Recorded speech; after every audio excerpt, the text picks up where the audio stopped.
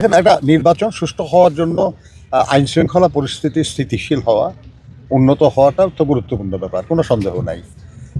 আমরা অনেক আগে থেকেই বলে আসছি এটা, এবং সরকারকে আমরা বলেছি যে তারা যেন এ ব্যাপারে প্রয়োজনীয় উদ্যোগ নেয়।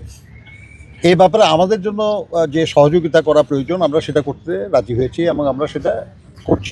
কাজ আমরা এমন কিছু করছি না যাতে নির্বাচনের আগে কোনো আইন শৃঙ্খলা পরিস্থিতির সৃষ্টি হয়, কিন্তু দৈনন্দিন আইন শৃঙ্খলা পরিস্থিতি রক্ষার দায়িত্ব তো সরকারের। এই ব্যাপারে আমরা সরকারকে আহ্বান জানিয়েছি এবং আবার আহ্বান জানাবো যে তারা যেন অত্যন্ত সক্রিয় হয়। এবং যুক্তরাষ্ট্রের এক নম্বর জিম চেইন গোল্ড জিম এখন আবারও বাংলাদেশে বসুন্ধরা আবাসিক এলাকা ও বসুন্ধরা সিটি শপিং মলে কৌশলী হয়। মনে রাখতে হবে আর কি, যে যারা নির্বাচনটা এই সময় হোক চায় না, কিংবা যারা নির্বাচনের মাধ্যমে দেশে গণতন্ত্র উত্তরণ ঘটুক এটা চায় না, কিংবা যারা বাংলাদেশেরই একটা স্থিতিশীলতার বিপক্ষে, তারা তো সবাই চেষ্টা করবেই তারা আর কি, যে নানান রকমের ঘটনা ঘটিয়ে একটা অস্থিতিশীল অবস্থার সৃষ্টি করা।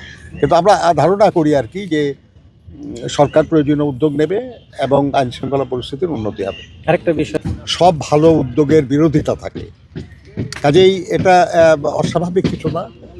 আমাদের শহীদ হাদির ঘটনাটাও এরই অংশ, যে যারাই দেশের জন্য, দেশের স্বাধীনতা সার্বভৌমত্বের জন্য এবং দেশের কল্যাণের জন্য কাজ করতে চায়, তাদেরও শত্রু থাকে, এবং সে শত্রুরা চেষ্টা করে যাতে এই ভালো কাজের, মঙ্গলময় কাজের গতি থামানো না গেলেও যেন ধীরও করা যায়।